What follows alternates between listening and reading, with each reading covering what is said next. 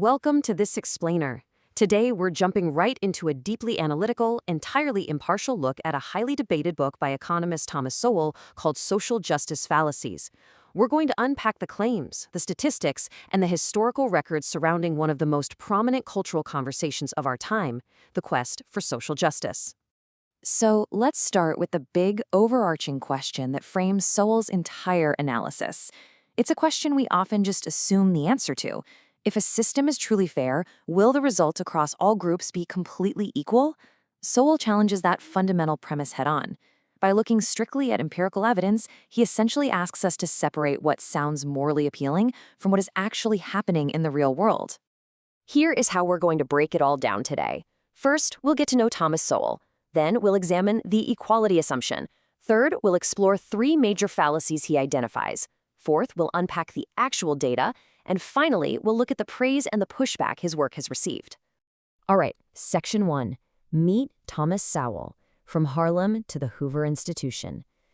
To really grasp the perspective of this book, you have to understand the author's incredibly unorthodox background.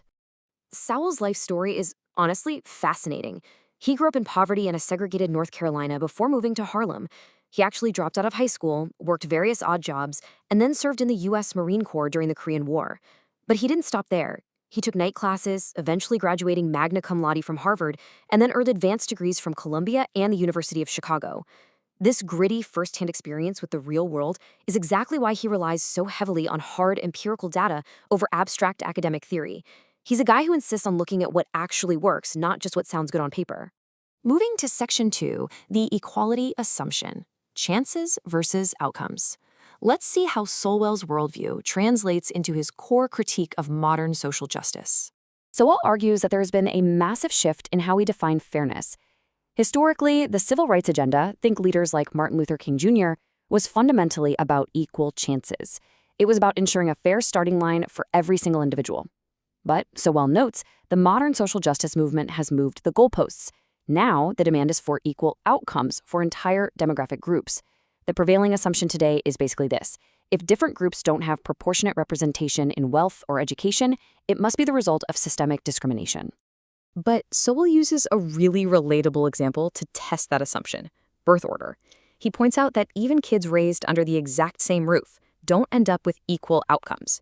For instance, in families with 5 children, the firstborn becomes a national merit finalist over 50% of the time, while the fifthborn achieves that only 6% of the time. Think about that. They have the same parents, the same socioeconomic background, yet wildly unequal results. Sowell uses this to argue that if we can't even engineer equal outcomes within a single family, expecting perfectly proportional outcomes across huge, diverse societal groups is just an impossible illusion. That brings us to Section 3. Three major fallacies: chess pieces, knowledge, and race. Sowell identifies specific logical errors, or fallacies, that he believes lead policymakers astray. First up is what he calls the chess piece fallacy. Drawing on the philosopher Adam Smith, Sowell argues that policymakers often treat society like a giant chessboard. They assume they can just arrange groups of people through taxes, regulations, or social programs to get a utopian result. The problem? Well, human beings aren't inert little wooden pieces.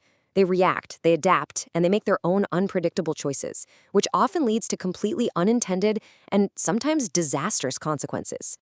Then we have the knowledge fallacy. This is the mistaken belief that intellectual elites or politicians somehow possess the localized, everyday knowledge required to successfully engineer a complex society. Sowell argues that these substitute decision-makers rarely know what's actually best for individuals on the ground. And worse, when these top-down policies fail, the elites almost never pay a personal price. Instead, the devastating costs are usually absorbed by the very people those policies were meant to help. Finally, Sowell points out racial fallacies. He draws a really striking historical parallel here. A century ago, progressive elites saw lower test scores among certain immigrant groups and falsely concluded it was due to genetic determinism. Today, he argues, modern progressives look at statistical disparities and instantly conclude it's primarily due to systemic racism. Sowell's point is that both eras are making the exact same logical mistake. They are attributing highly complex disparities to a single overriding cause, rather than looking at a massive web of cultural, demographic, and geographic factors. Let's dive into Section 4, unpacking the data. To back up all these theoretical claims, the book relies heavily on historical statistics. So let's look at the numbers. The common narrative is that the massive government welfare programs and civil rights acts of the 1960s were the main things that lifted Black Americans out of poverty. But Sowell points out that the poverty rate among Black Americans was actually plummeting long before those policies were even a thought, dropping from 87% in 1940 down to 47% by 1960. On the flip side, he highlights a pretty devastating countertrend. In 1940, only 17% of Black children lived in single-parent homes, but following the massive expansion of the welfare state in the 60s, that number tragically skyrocketed to 68%. For Sowell, this proves how government intervention can actually disrupt organic societal progress. He also brings up a really fascinating demographic anomaly to challenge the idea that poverty is solely caused by racial discrimination. He points to several heavily Appalachian counties that are virtually 100% white. Sowell notes that these specific populations faced zero systemic racism, and yet, for over half a century, their median income stayed consistently lower than the national average for Black Americans. It's a stark data point he uses to argue that economic struggles are way too complex to be neatly explained by race alone. And to illustrate the impact of public policy, consider this real-world example from Harlem. You have a regular public school and a non-union charter school operating in the exact same building, serving the exact same demographic of low-income minority students. The public school, dealing with strict bureaucracy, had a math proficiency pass rate of just 7%. The charter school down the hall, 100%. Sowell uses this to argue that institutional structures and educational models matter far, far more to community outcomes than funding or systemic racism.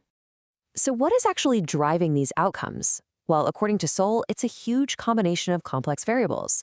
It's family dynamics, it's median age differences, like the fact that Japanese Americans have a much older median age than Mexican Americans, which naturally translates to higher average incomes.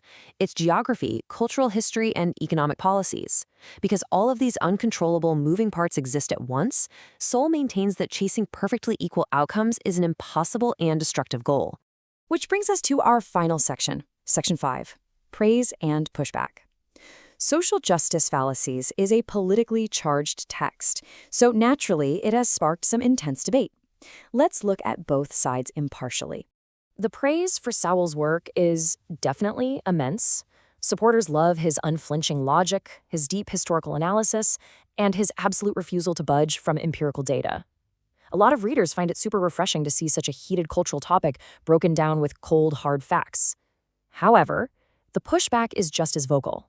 Critics argue that Sowell sometimes falls into the trap of conflating correlation with causation. Reviewers also point out that he kind of ignores massive historical wealth gaps, like generational inheritance, which heavily favor white Americans. Plus, some argue he spends the whole book tearing down progressive policies without actually offering any viable systemic solutions of his own. But despite those criticisms, Sowell leaves the reader with a pretty heavy philosophical warning about the societal toll of the social justice narrative. He asks, quite literally, if we want a society where babies are born as heirs of prepackaged grievances against other babies born on the same day. He strongly warns that viewing every single disparity purely through the lens of historical victimhood and systemic oppression is just going to blight the lives of everyone involved and stoke division. So as we wrap up this explainer, we leave you to weigh Sowell's data and his critics' counterpoints entirely for yourself. If equal outcomes really are impossible to artificially engineer without sacrificing human freedom, how do we actually balance the moral desire for equal chances with the complex, undeniable reality of unequal outcomes? It is a huge question, one that requires moving past the political rhetoric and looking very closely at the facts. Until next time, keep questioning.